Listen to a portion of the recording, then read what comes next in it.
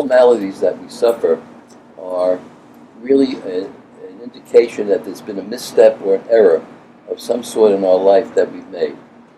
This evolutionary system that I'm presenting speaks to these errors, and it begins with the understanding that the field from which I came is modern medicine. I don't practice modern medicine, and so my work is spiritual medicine, spiritual health care, spiritual self-care. It's a healthcare model that's designed to give you the tools and the understanding, the knowledge, the knowing of how to take care of yourself, irrespective of any outside authority who claims to know more about you than you know about yourself. So what I've been providing and have developed is an understanding about a peace that you don't get in your usual contact with the medical profession. And so I think it's a piece that's absolutely necessary, and it's an evolution of the medical model, the healthcare model, which is much more inclusive than the singular medical model that exists now. So it is an opportunity for you to come to know yourself and to understand more about yourself and to make changes for yourself in a very simple and quick way to bring change to yourself, not relying on outside authorities to claim that they know more about you than you know about yourself. Don't for a moment believe that anybody you see or in any situation, that anybody that you meet, and no matter what their line of work is or just in general social contact, knows more about you than you know about yourself. It's impossible. You are born in the image and likeness of the source, and you therefore know more about you than anybody else knows about you. So, given that, I developed an educational system. It's not a therapeutic system. The medical model is a science of disease. Disease is a fabricated system created by the medical profession to gain authority over you by designating certain terms and names that you're called. And when you're called by these names, you become under the spell of the person who names you. Anybody that names anything becomes the authority about that which is named. And the way it works in human nature is as soon as you are named, you will relinquish your power to that authority automatically. And you'll come to believe that they know more about the situation than you know about yourself. The tweet, all illness is a call to spirit. So when these difficulties take place, physically, emotionally, mentally, socially, morally, when they're all taking place either singularly as it seems to appear to you or in conjunction, it really is a call for you to understand that you made a movement away from your source. And so what we're trying to do is to introduce a piece into the system that you haven't been made aware of. Because without being made aware of this piece, you cannot come to wholeness and integration in yourself. The name that you're given gives the person a license to conduct many different kinds of tests, many of which are unnecessary, many kinds of statements to you that are conclusionary. You only have 3 months to live. You only have 6 months to live. There's no help. There's no treatment for this condition. There's nothing we can do to help you. There's nothing that is available that can possibly relieve the situation. All kinds of statements like that. These are conclusionary statements that have no business being said. They are sealing the deal for you, because once you hear this, then you become weak and helpless and vulnerable and find yourself unable to find your own way out of the circumstance.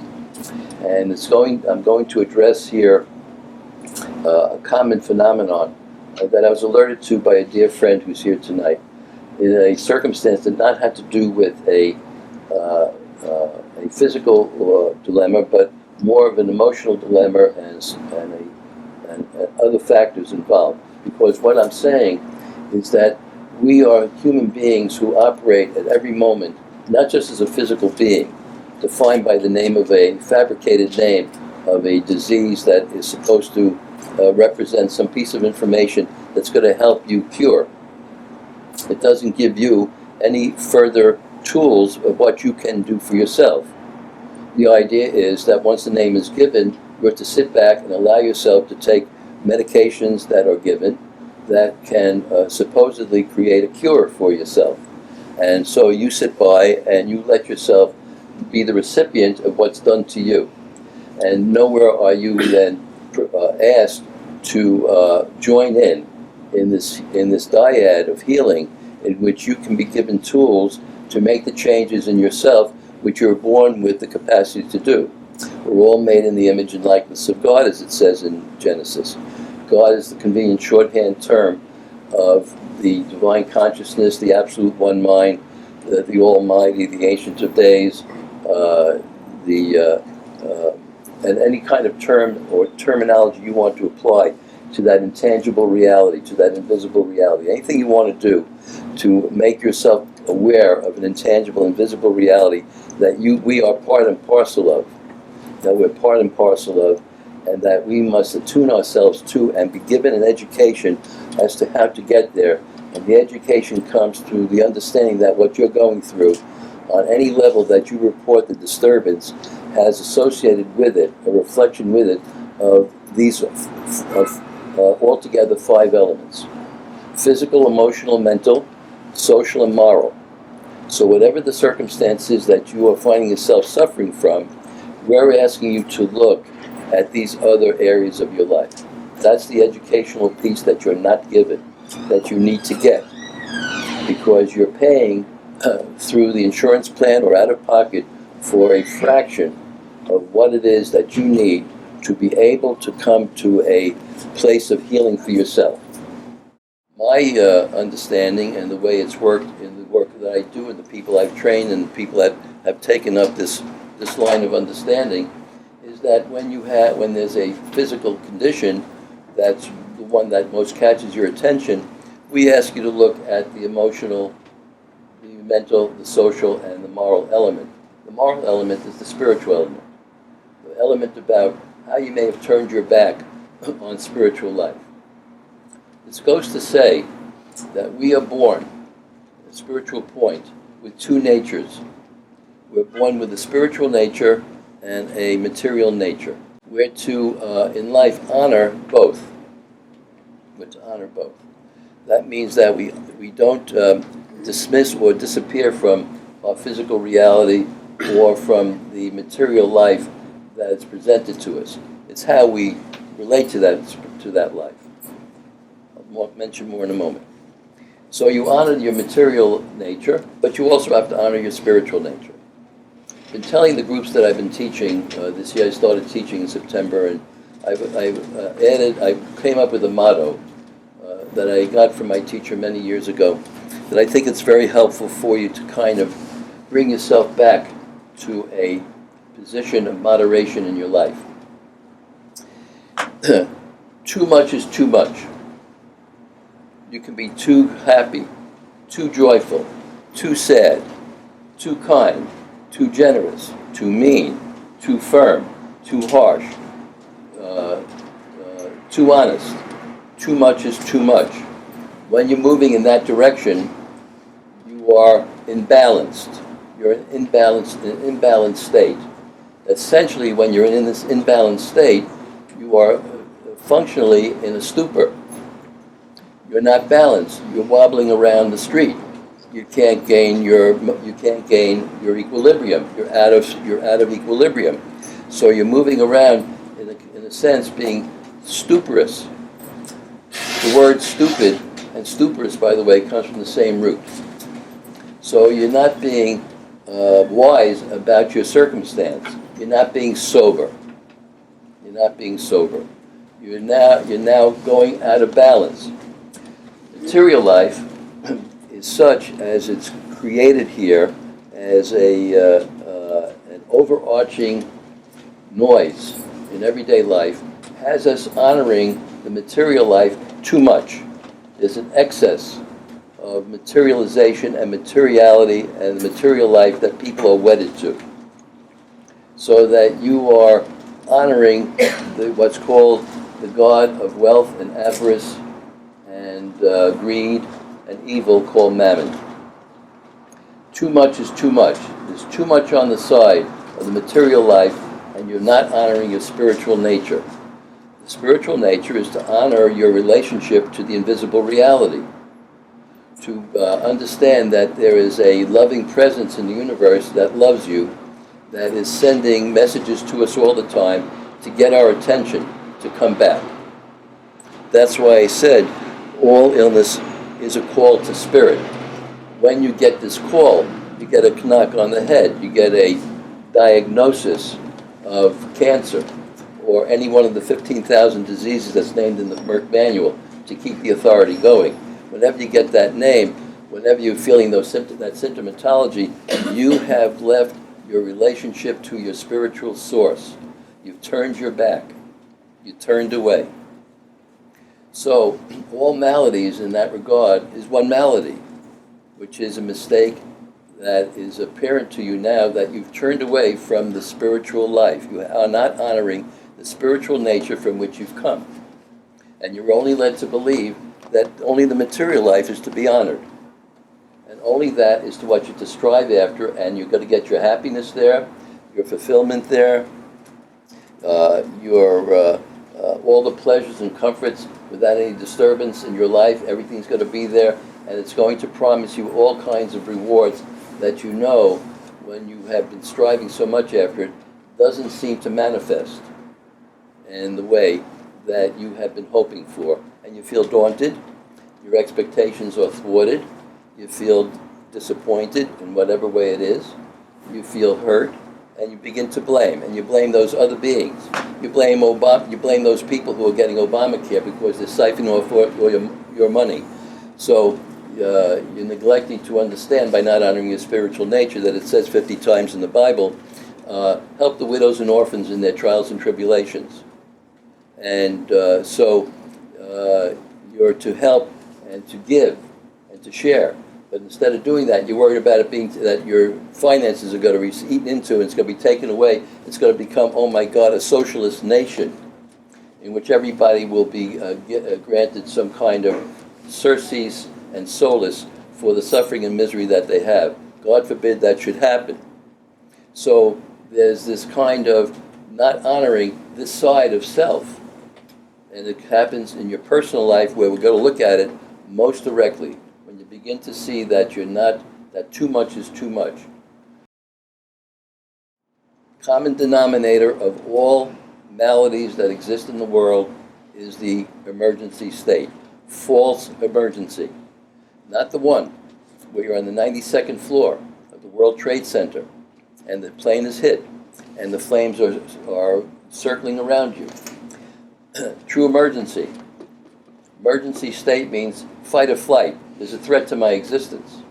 I'm treating the situation as though, OMG, something is a threat to my equilibrium. Something is a threat to my wanting to get to a state of pleasure and comfort and avoid pain. I want to get to a comfortable state. The American dream. Oh my God. And with that, you're feeling as though your life is over. That's coming to an end. You escalate it to that extent. You create an emergency state based on these misperceptions and misconceptions about things that happened to you. The check didn't come. You were expecting the check to come that would help you pay the rent. It didn't get there. It didn't get there today. What am I going to do? Oh my God, I'm going to be evicted. You hear? I'm going to be evicted. Stories start to circulate. Stories about things that don't exist. Because the false emergency state is about everything that doesn't exist. You're always talking, when you're feeling an emergency, which is my exclamation of emergency, in any shape, manner, or form, is a statement about what's coming, about what isn't. You're going to talk about what's not there. And you're going to respond to what's not there by getting all shook up. And you're going to go into a physiological state of decay. What happens to us emotionally, socially, whatever it is a state of decay. And that decay will show itself up in the physical realm as some sort of physical ailment which is related to a social disturbance that has taken place in your life at the advent of that situation. I would warrant everybody here to start thinking about and take notice of when you're feeling ill at ease in any way, emotionally, mentally, I don't care what it is, that you look at the social issue that's going on in your life that's not going well. I expected this and that. I was disappointed by this person. The guy dumped me. I wasn't expecting it. He dumped me. And I'm feeling hurt and disappointed, and I blame him for being such a rat. And I feel angry and worried. Will there ever be another guy? I don't know. I wasted all those years. And now I victimize myself. No such thing, but I victimize myself. And within all of that, within 1 to 72 hours, there'll be a physical symptom and or an addictive craving, either or both. When there's the addictive craving, well, I got to mollify those feelings. I got to mollify that anger, that worry, that fear, that anxiety. I got to mollify it. Cocaine, heroin, pot, oxycodone, any kind of things that you can grab hold of and take into your mouth, any psychotropic drug, antidepressant to calm it down, to make yourself feel more balanced. You understand that everything is an emergency state to start with. That's something to walk around with now, to consider when something happens to you in which you go, oh, and you go out of sorts in one way or another. You start to look at these regions of life, these dimensions, and how they're happening, and so on, and what's going on. There comes another emergency. And it says in the spiritual tradition, love God with all your heart, soul, and might. Love your neighbor as yourself. That's the social side of it. And begin to love yourself. So, you're not being governed by what the authorities are telling you. You're not governed by the false belief systems that are set up in your life about how you're supposed to do, how you're supposed to act. You're not going to let somebody be more important than you. If you make somebody more important than you, you're committing what may be considered one of the gravest errors, maybe the gravest errors that leads to our death in this world. And that's idolatry. Bowing down before an idol that you've erected. Somebody that you've made or something you've made more important than yourself. We're going to start to look at that. I'm giving you a new way of looking at your life. That's an educational piece that people go to the ends of the earth to get in spiritual